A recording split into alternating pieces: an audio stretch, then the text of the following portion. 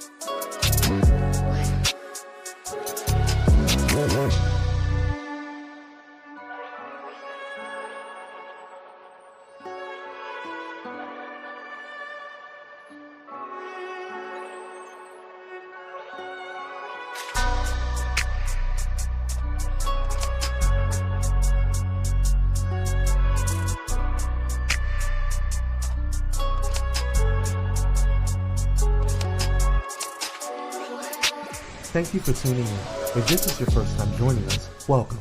We hope your experience is fruitful. Please feel free to visit our website to find out how you can join our growing family. While we are loading your experience, please do us a quick favor and hit that like button from whichever platform you're watching or listening on. Also, share so others may enjoy as well. And we hope you would consider hitting that subscribe or follow button so you can check out more of our amazing content.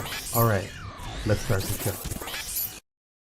Christian ain't good with forgiving, ain't turning my cheek, now I'm raising that pistol.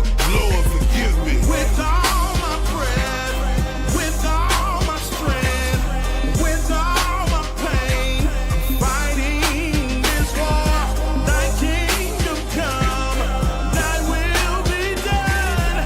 No turning back, 'cause I'm free. Hey, spread the word to my people. Got the spirit fell on me, told me fight against the evil, not turn.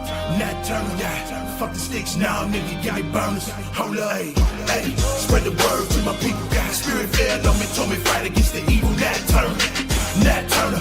We in the streets, now we all got burners. Hold up. I'm hearing voices in my head say I need to be. Oh, let me take off my glasses so I can see what I'm saying. Welcome to Dirty Laundry, the podcast with KO. Here we pull no punches and dive head first into the challenging conversations that our community needs to have. From economics, inner city violence, abortion, religious fanaticism, and of course, white folks and everything in between.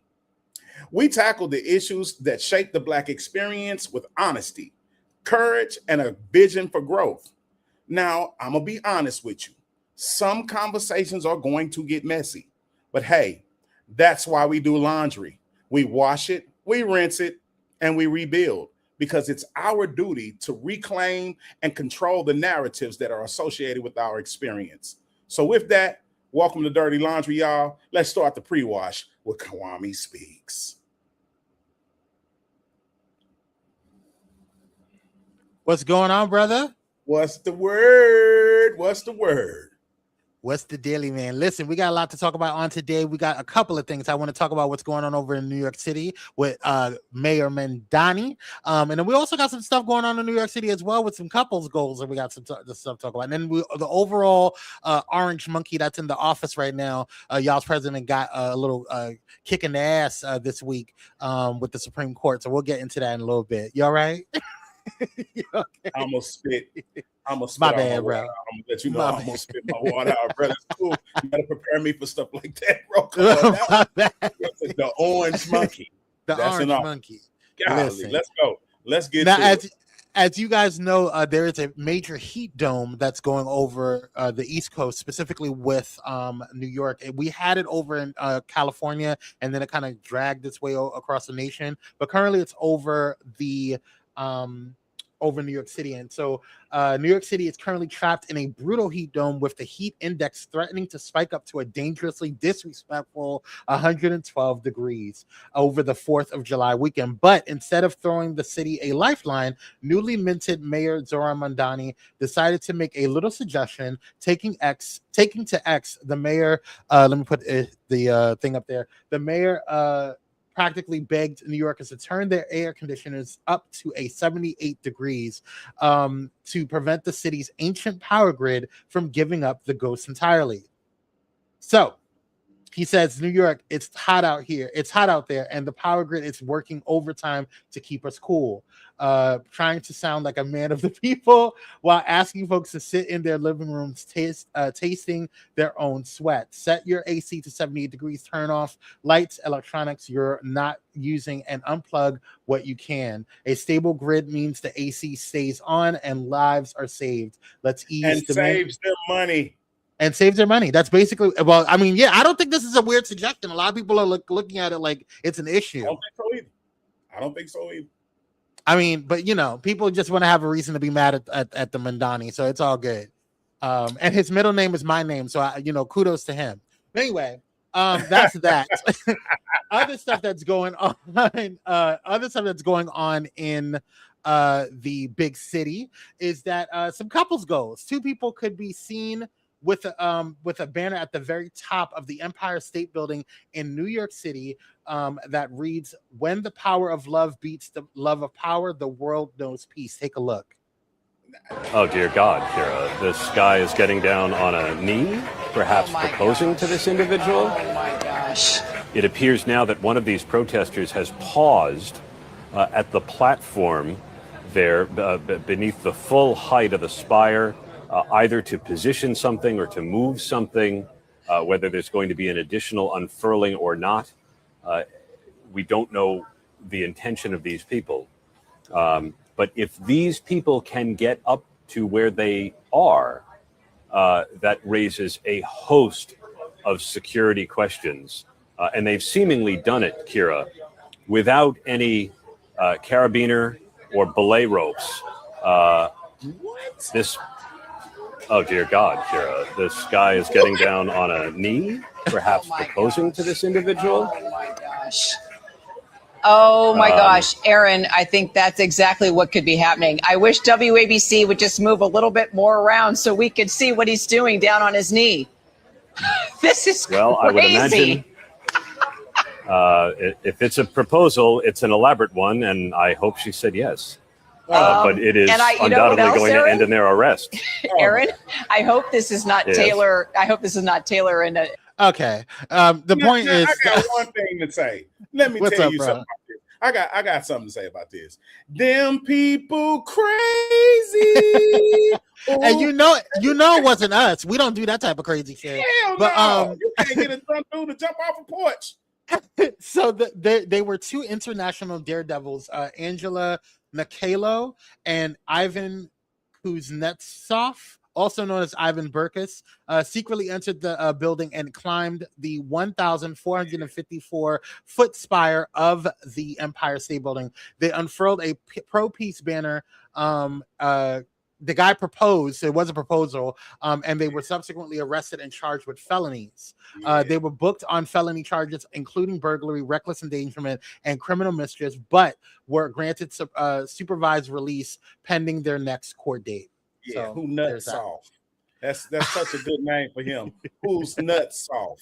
I can understand that. Speaking of nuts, the Supreme Court. The Supreme Court rejected the issue that was going on, the birthright citizenship. The Supreme Court just put a massive roadblock in front of Trump's agenda, officially striking down his controversial executive order that tried to end birthright citizenship. In a 10-6-3 decision for the case, Trump versus Barbara, the highest court in the land made it clear that you can't just pen an executive order to erase over a century of constitutional law. For many, this ruling is a massive sigh of relief, protecting a foundational right that has anchored vulnerable families for generations. Trump didn't waste any time launching this battle, signing the directive on the very first day of his second term as a cornerstone of his aggressive immigration crackdown. The goal was to stop automatically giving American citizenship to babies born on U.S. soil if their parents were undocumented or here temporarily. The administration tried to argue they were just correcting the interpretation of the law, but the highest court in the land wasn't buying the flip. So there's that. Now, you know, like, I'm gonna keep it real with you, and this is why my show is what it is, right? I need our people to really understand that, you know, that's war strategy. They can't have certain people being born on the soil. But we're gonna get into that. Go ahead. I ain't gonna go. Do you think? No, you're good. No. But I mean, listen, this is not a surprise to me. I actually was a little bit surprised with the decision, but it's not a surprise that they were going to attack this particular situation. So, you know, I it is what it is. It's gonna be what it's gonna be. But my problem that I have is the shock, or not the shock, but the pundits on the right that keep coming after the situation, saying that there's this conspiracy, or running with this conspiracy, that people are just coming onto U.S. soil, having babies, and then just to have them documented, and so they can pull resources for the family. That doesn't make any sense. It's a war strategy, man. It is. It doesn't make any sense. They don't ever provide any proof. They don't ever show any statistics. And then when we show them statistics from their own stuff, from their own sources, from their own administration, they get mad because it's like, well, that's not to be trusted. But you said that we should trust the statistics and the documentation. This is what y'all said. Wild.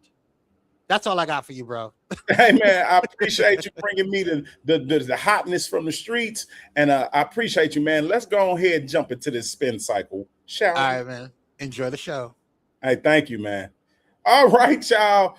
Based on what you just heard, you already know. You know what I'm going to talk about. This is part 3 of the series, The Colonizer. It's right in front of you. I mean, it literally is right in front of you. Figuratively, metaphorically, actually, physically, and all of that. The Colonizer, part 3. It's right in front of you. I must admit, I cringe whenever people attempt to dismiss or minimize the historical atrocities inflicted upon Black people in the United States. I got to admit that. Progressive talking points such as, I never owned a slave, or you guys just want to be victims, or get over it. It was a long time ago, or not historically, or not only historically inaccurate, they are profoundly dismissive. They do more harm than many are willing to acknowledge. And I think we really need to unpack this. So sit back, get your popcorn, and enjoy the show. Run that clip for me, please.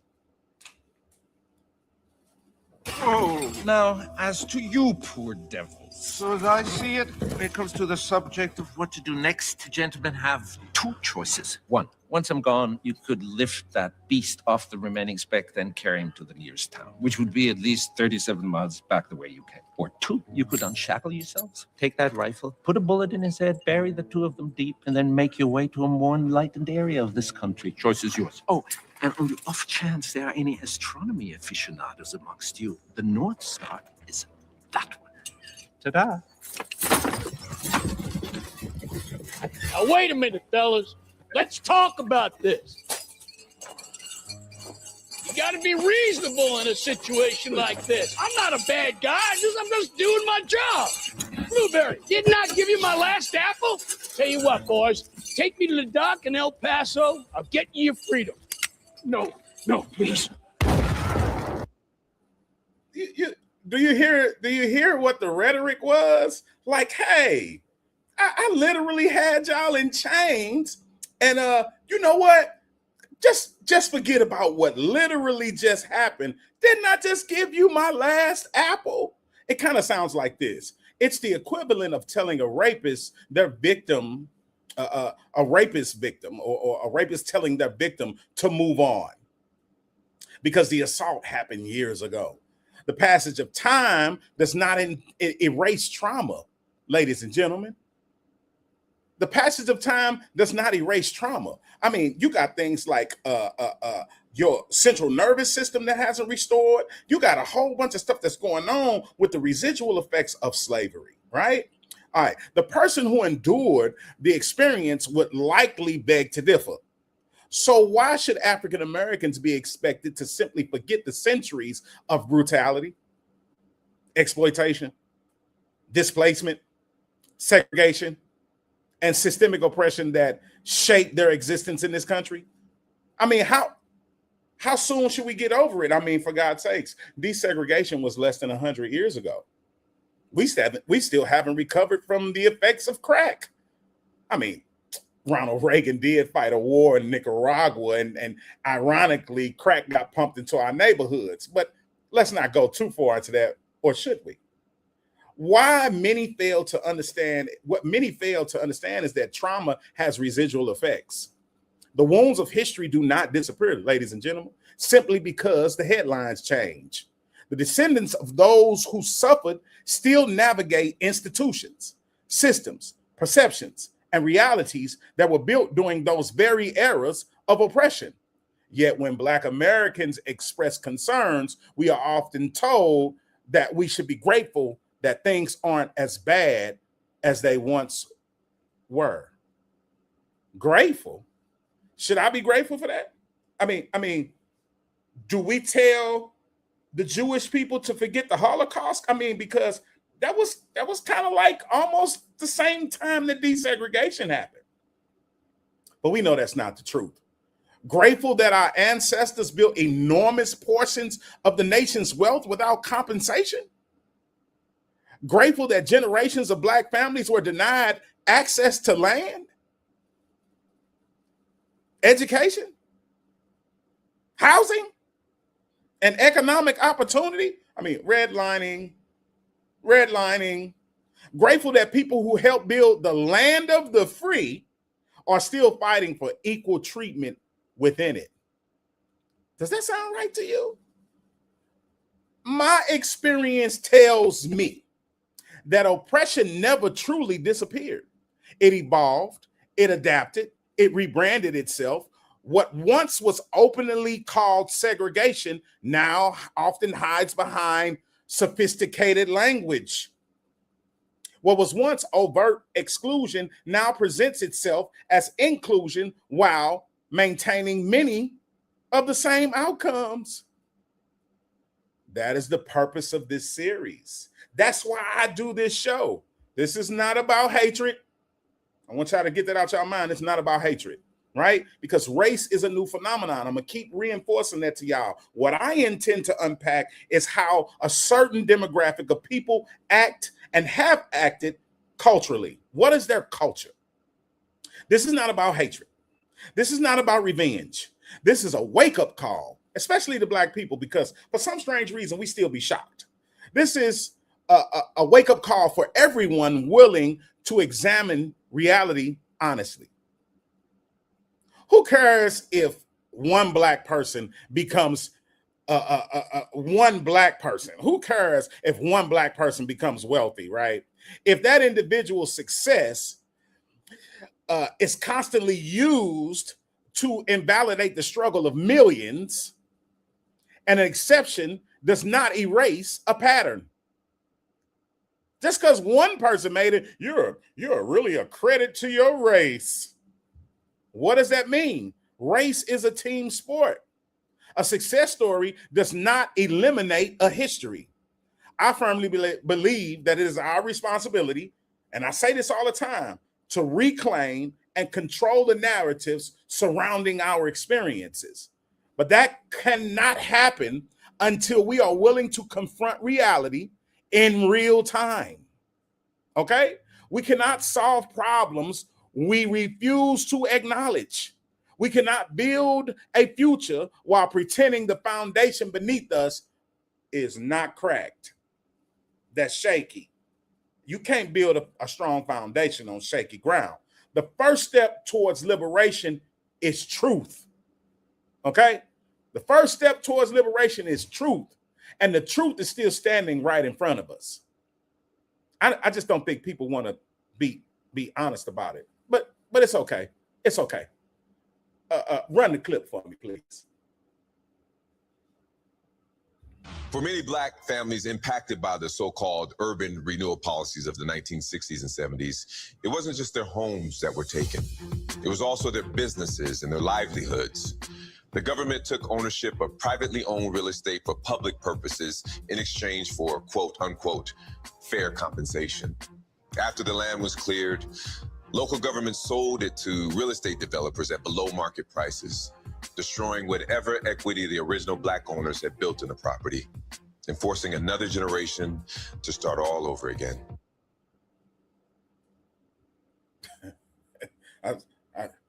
Why can't you guys just get over it? Oh, man, come on. We're in 2026. Everything is different. We're going to unpack this stuff when we come back from commercial break, y'all.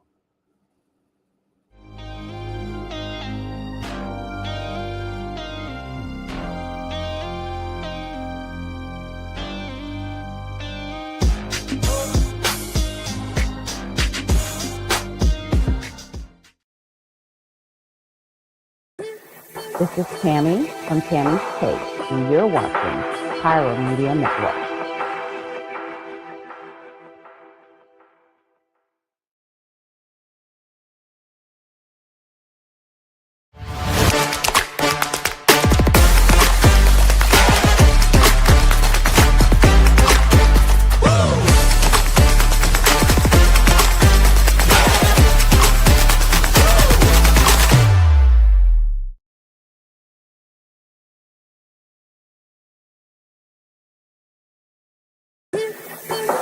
Hey, it's Dr. Nicole D. Vick from Dr. Victorious, and you're watching Pyro Media Network.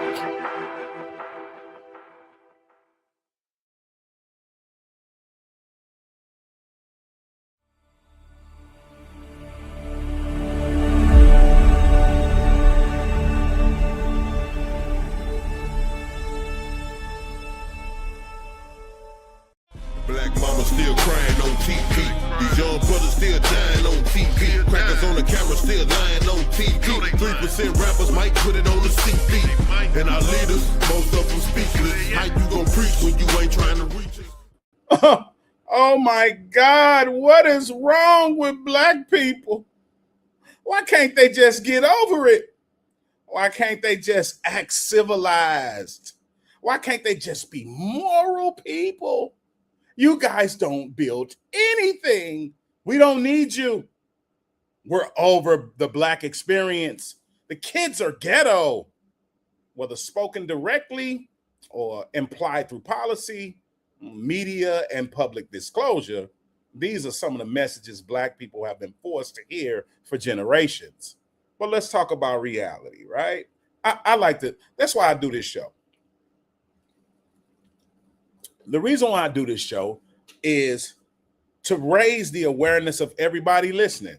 It's not just, a racial impartiality, right? This is not, because I'm going to constantly reinforce this to my listener, that race is a new phenomenon. We never did things based upon race.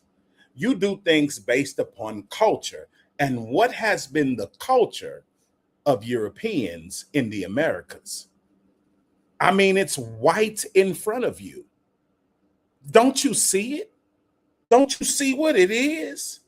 Okay, check this out. Coming out of slavery, despite every obstacle imaginable, Black people built thriving communities. I mean, like, we got Tulsa, you got Rosewood, you got Hayti, you have Durham, North Carolina, you have East St. Louis, and countless other communities. We built businesses, we built schools, we built churches, we built entire economic ecosystems under conditions that would have broken many people. I mean, for God's sakes, somebody fled a whole entire continent, fleeing unfair taxation and unfair rule, and established a country and said that they founded it. It was found. Think about that.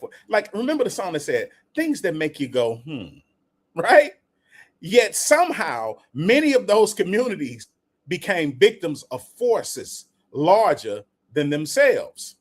I know what some people are already thinking. I can hear it right now. It's like, I can hear it. I can hear your thoughts. Here come the excuses. Because, white people think that we have excuses. And I'm not going to say all white people. I can't speak about all white people, right? But what I will say is that the system, the Roman Jesuit priesthood that we're in, categorizes people as certain things. And we deal with something called classism, right? So even though every white person didn't own a slave, it really doesn't matter, because if you took a history class, you have no choice but to be complicit. Otherwise, you need to turn in your white card. So when people say, here come the excuses, what excuses? Are you talking about these facts that we keep spitting on you? Redlining was a real thing. Gentrification is a real thing. Inordinate school funding is a real thing. Hold on. Black codes, real thing. Sharecropping, real thing. Leasing people's labor, real thing. They call it peonage. They still do it in Texas to this day. They said, all the old inmates is getting old. They leaving. So we need some young people. Who do you think fuels the machine? I mean, come on. I know the rhetoric, right? 13% of the population is doing 50% of the crimes. Listen to how dumb that sounds. We don't even inhabit all the areas, right? So it's impossible for 13% across the whole entire nation to be perpetuating all the crimes. And I mean, where do you think black on black crime is going to happen if we've been regulated to only black areas? It's going to happen with other black people. Or we can move to some different areas and then we won't have black on black crime. If you catch my drift. But doesn't white on white crime happen in white communities? Don't white people commit crimes against other white people, especially if they live amongst each other? And here's the thing that I always wrestle with, right? So we get categorized as doing black on black crime, right? Intertribal wars happen all the time, ladies and gentlemen, right? But what happens is when the Germanic wars happen and people in Germany have a fight with Romans, we call that war.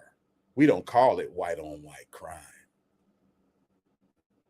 What about school shootings? Pedophilia.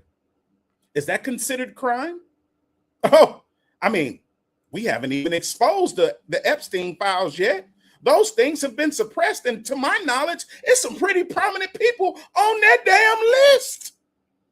So, in the words of Kendrick Lamar, miss me with that bullshit, okay? But facts aren't excuses, right? Urban renewal is a fact. Mill Creek, anybody? Right? The destruction of Mill Creek in St. Louis is a fact. The construction of highways through historically black communities is a fact. The disruption of communities in Durham, North Carolina is a fact. The destruction of Greenwood in Tulsa, Oklahoma. I went there myself, talked to some of the descendants of what actually happened, touched the buildings myself. They built a nice little museum to highlight that. But that's actually something that happened. And there's a ginormous, big-ass highway running right through the district. Oh, it's beautiful. People say, oh, I talked to somebody today who was at the gas station. He was like, oh, my God, it was so informative. It was so, oh, my God, I never knew that about it. I never knew that about it. Instead of shame, I won't expose this person's specific ethnic proclivity, but instead of shame, he was like, oh, my God. It was so amazing. What was amazing about the United States actually bombing a community of thriving black people? And that's not something that's made up, because I got receipts. I went and talked to the people, boots on the ground myself. Did y'all know that they lied about it? The reason why the black boy was so close to the white girl is because that was his girlfriend. She was an orphan living with his parent, his mom. But our moms always gave suckling to their children, to you guys' children. We always did that. And that's not a diss, that's just the truth. We always warmed your beds. We always were the free labor. I'm trying to figure out how people that came up with a song, "We Shall Overcome One Day and Someday," who built thriving communities no matter amidst being hung and fed to alligators. Somehow the narrative says that these people are lazy. These people are making excuses. These people are doing all of that. It sounds like it's white in front of you. The facts are white in front of you. Okay, the displacement of Black families across America through redevelopment projects is a fact. I mean, if we start talking about the Pruitt-Igoe in St. Louis and how they moved those people from the Pruitt-Igoe, the government came out and declassified the files and said that they moved these people and were doing experiments on them, and they moved to North County, and there's a documentary out called Spanish Lake. You should really check it out. Move these people to Spanish Lake, and as soon as Black people moved in, the white people moved out. It's called white flight, ladies and gentlemen. And now when you look at North County as an area in St. Louis, there aren't any businesses. The area is going down, and somebody's going to say, hey, Black people just carry poverty with them wherever they go. I call bullshit. Now, some people will say this. None of that was malicious. Those were just infrastructure projects. Coincidences happen. But were they? All right. So if we go to Clayton, or if we go to other places where they said we're gonna do eminent domain, we're gonna do urban, we're gonna run a highway through your stuff. They said, hell no, you're not gonna do that in our neighborhood. When white people get together and they really don't want something to happen, you either going to war, somebody getting killed, or somebody gonna carry your ass to death. They telling, and I want you to know that. Yet we're expected to believe that the repeated destabilization of Black communities was simply accidental. Black people just can't get it together. Does that sound right to you? I'm saying any person that's not cognitively delayed, does that really sound right to you? White or Black, does that sound right to you?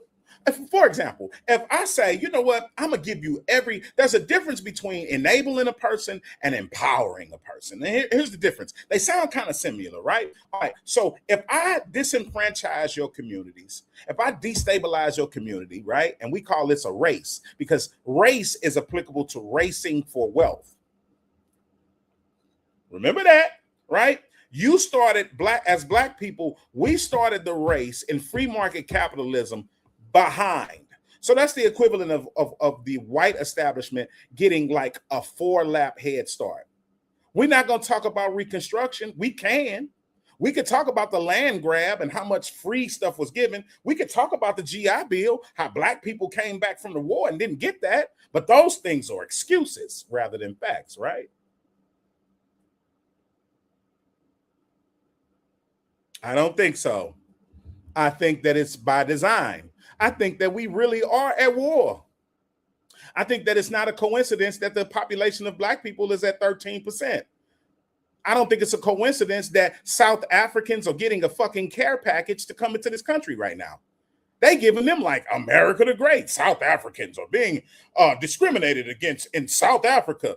I got an interview right now where they'll tell you in South Africa that that's a farce. The Black people will tell you that. Look up somebody named Von Liebig, I think. I don't quote me on that. I'll have that information for you on the next show.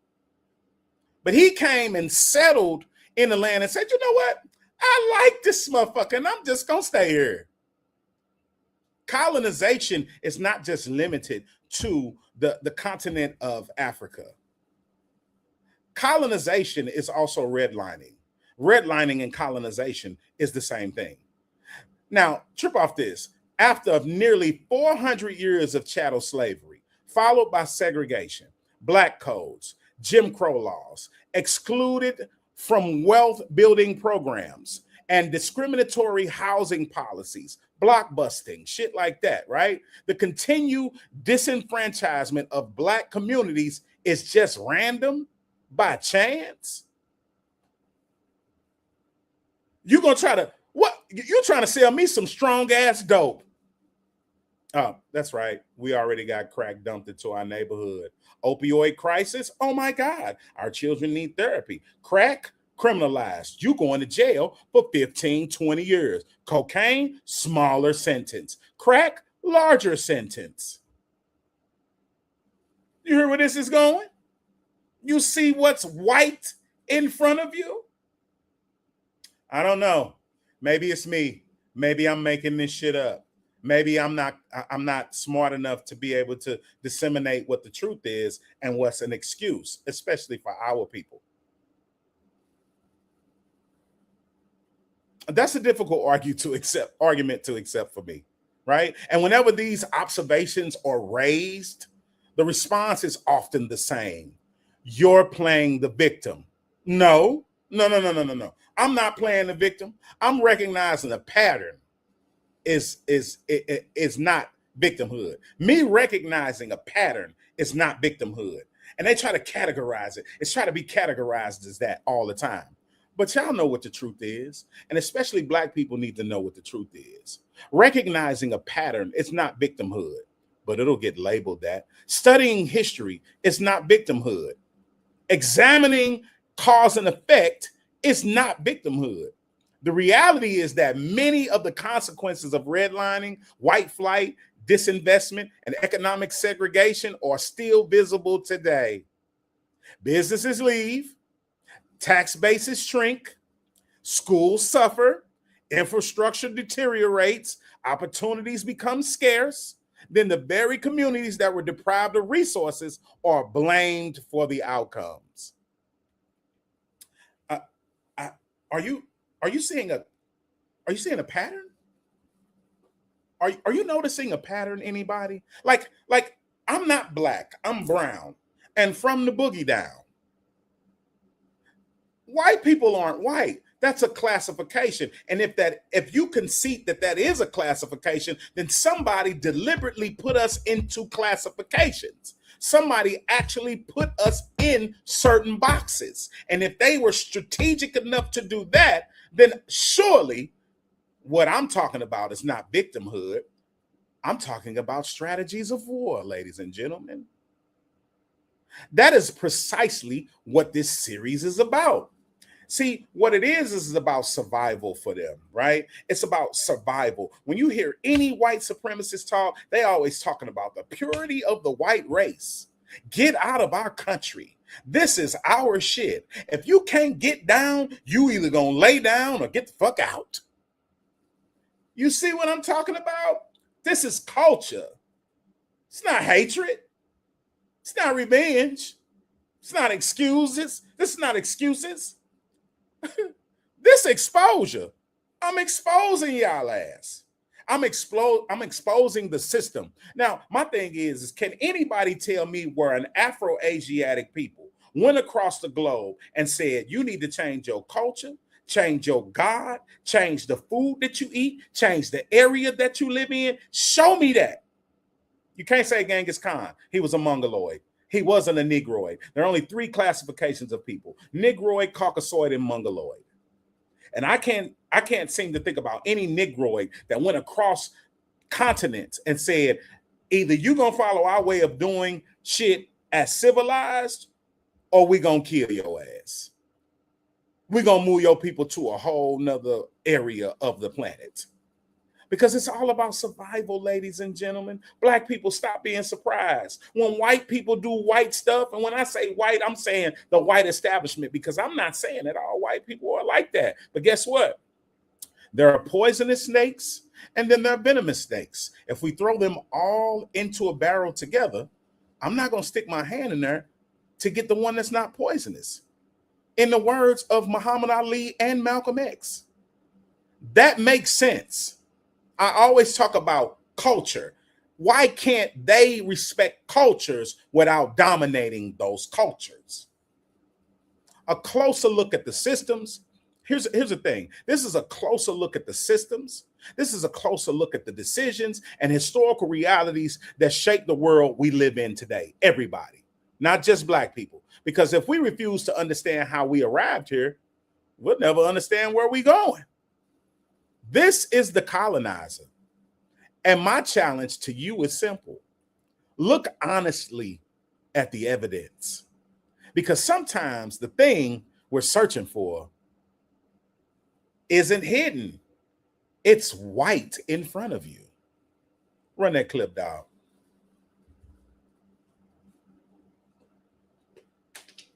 All of us shut down. And she got where she didn't talk about anything. So we didn't know what was going on because she wouldn't speak it. And my daddy was there, but he could not let us know what was going on either. So it was really hard. The next thing that we knew that we were moving. My parents were hurt and disappointed. Finally, my dad said he had to go work at the mountains where he could make more money. But things didn't work out as well as he thought, and he wasn't able to make as much. So my dad and my mama did the same thing. And so I was left with my older sister and brother. The family splits up. My younger brother and sisters, they were, went with aunts and uncles until my daddy came back. But at that time I was graduating. So. My parents were thriving. People worked hard on their property, and we had to go. We had to leave our homes and struggle to find other places. We were the last family to leave Lillintown. So I witnessed everybody that lived in Lillintown at that time move. It was like a ghost town. I'm saying, y'all know I bring the receipts. See, I don't want nobody to tell me that Kevin, this is racial, KO, this is racial rhetoric. Hey, no. We're not going to even talk race. We're going to talk culture. We're going to talk systems. We're going to talk patterns. We're going to talk all of that. We're not even going to do race because race, it's ridiculous. For me to call anybody a white person, that means they look like a t-shirt, a white tee. And you trying to tell me I look like a black tee. But check this out. Now it's time to check the facts.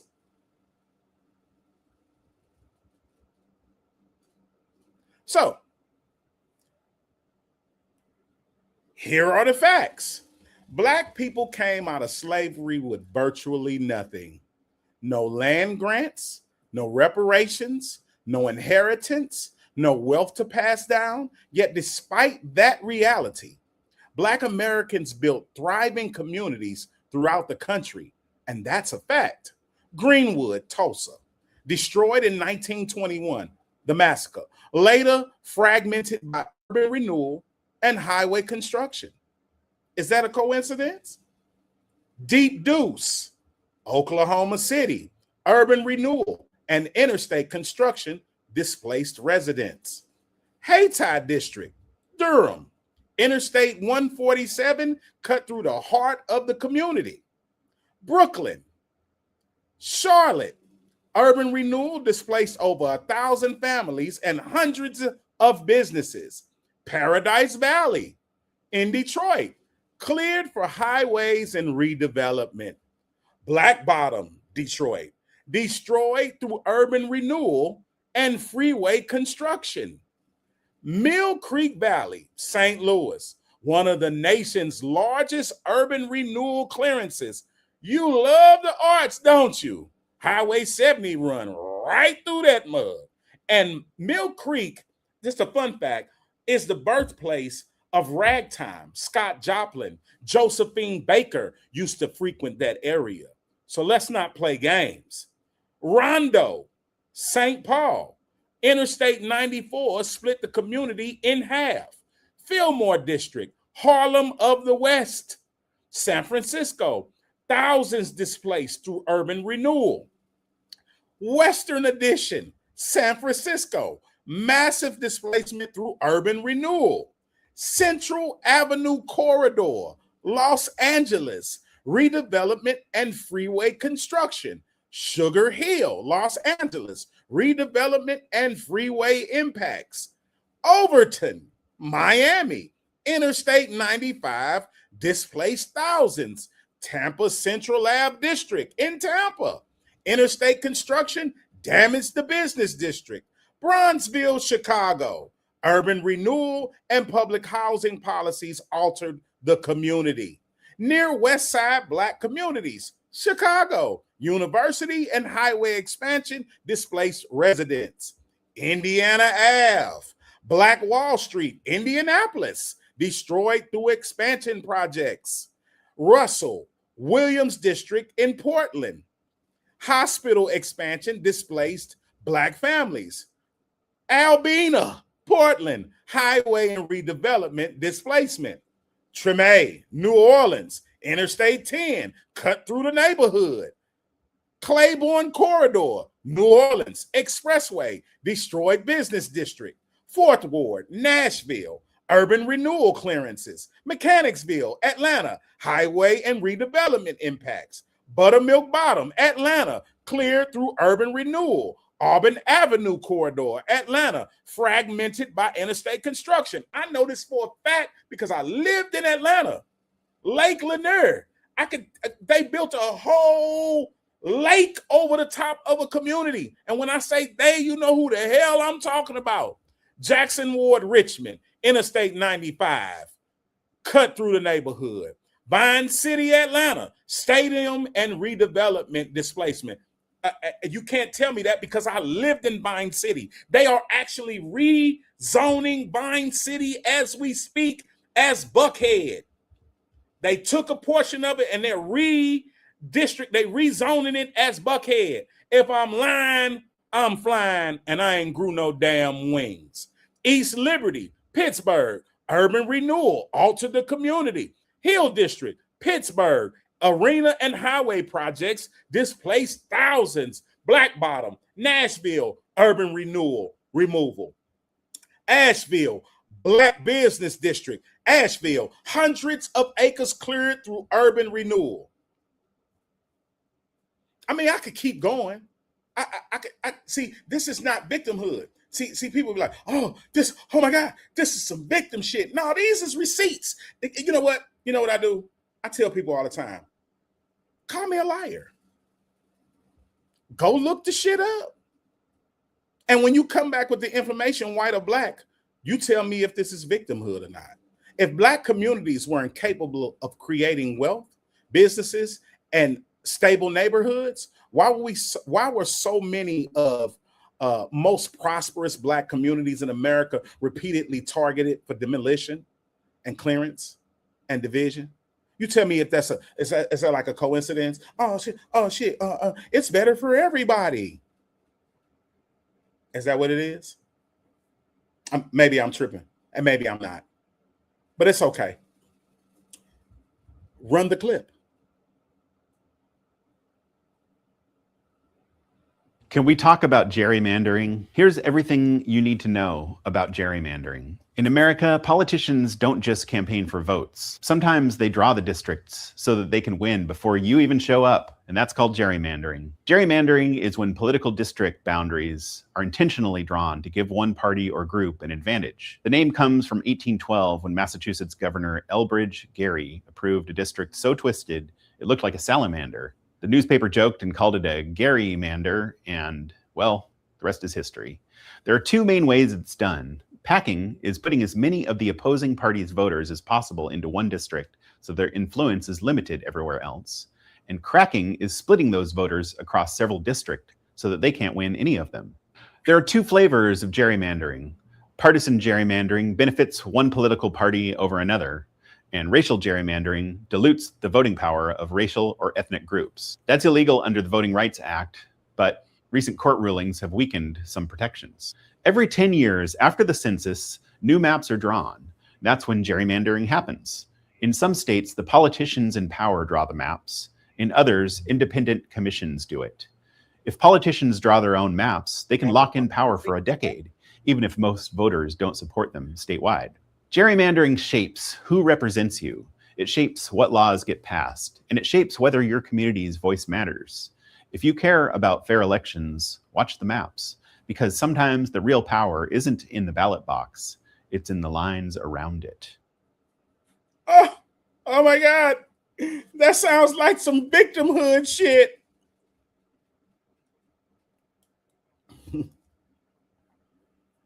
I almost spit up my own water because y'all know that's not victimhood. Them called receipts, everybody. Those are receipts. So, do you see a pattern yet? Is it strategy? Are wars fought this way? Not everything is better now. No.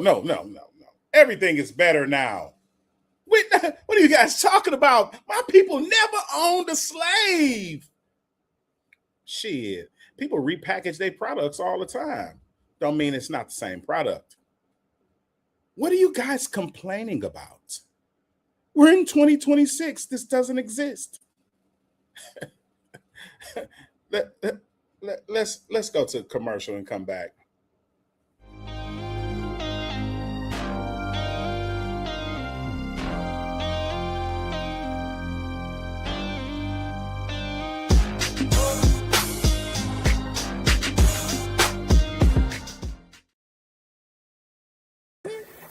Hey, it's Pastor Kim from It's Just Kim Live Show, and you're watching Pyro Media Network.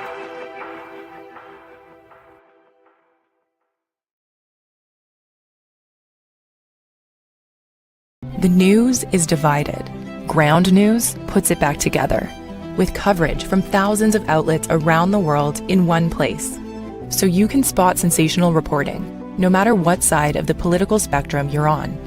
Beside every headline, you'll see who owns the source, how reliable it is, and if they have a political bias. Multiple perspectives side by side, giving you a well-rounded view of today's biggest stories. Visit ground.news to learn more. Hey, how y'all doing? Real quick, this is Daryl Walter, host of the Daryl Walter Show. I know. And you are watching Pyro Media Network. Black mama still crying on TV. These young brothers still dying on TV. Crackers on the camera still lying on TV. 3% rappers might put it on the CD. And our leaders, most of them speechless. How you gonna preach when you ain't trying to reach it? And now it's time for the rinse cycle with our book of the week. That's the clothesline. We're not putting it on the clothesline yet. We're rinsing it out. Let's rinse it out. Let's not put it on the clothesline. Let's rinse it out. Let's rinse it out. Let's just rinse it out with the book of the week. All right. Today's book of the week is the 1619 Project by Nicole Hannah Jones. Right? The #1 New York Times bestseller, NAACP Image Award winner. This book is a dramatic expansion of a groundbreaking work of journalism, the 1619 Project. A new origin story offers a profoundly revealing vision of the American past and the present. Y'all should go check that out. If you want to hear more about what I'm talking about and what we inked, this is what they call critical race theory. Please get this book. It is very profound, okay? And now it's time for us to air this shit out and put it on the clothesline.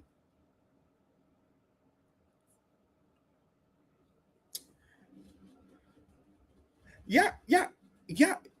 Listen, check this out. Y'all want to hear some of what we call real talk. You want to hear what we call what the urban colloquialism that we use called real talk? Check this out. Everything that I told y'all, these are not myths. These are historical events. Americans alive today remember redlining. Many Americans alive today witnessed white flight. The effects of those policies did not disappear because a law changed. The question isn't whether Black people have overcome obstacles. To assert that is completely disingenuous. We clearly have. The question is why communities that repeatedly demonstrated resilience, entrepreneurship, and self-sufficiency were so often disrupted, displaced, and underfunded or destroyed. If someone repeatedly trips over the same obstacle, it isn't weakness to ask why the obstacle remains in the path. What I am exposing in this series is not a conspiracy theory that is fueled by race. I'm not doing that. This is not a conspiracy that has race at the forefront of it. I'm just exposing a historical pattern, For Black people, this is about remembering who you are. It's about reclaiming and controlling the narrative associated with our experience. Because if we refuse to control our story, someone else will control it for us. Isn't that obvious? Think about it. And when you begin connecting the dots, when you start putting shit together, you may discover that the thing you've been searching for isn't hidden at all, y'all. It's right in front of you.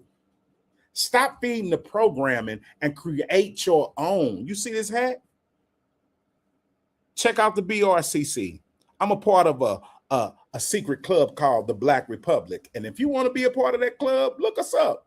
The BRCC, the Black Republic. Check us out. Stop feeding the programming and create your own. Once again, and check this out. I want y'all to understand this. And once again, don't forget to take your life off spin cycle.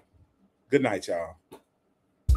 What up, everybody? This your boy KO. If you want to follow my content and see more of the interviews, you can follow me at IAMAKING Studios on Instagram or the same thing on YouTube. Hey, you never know where I'm going to pull up next. Get at your boy. I might speak.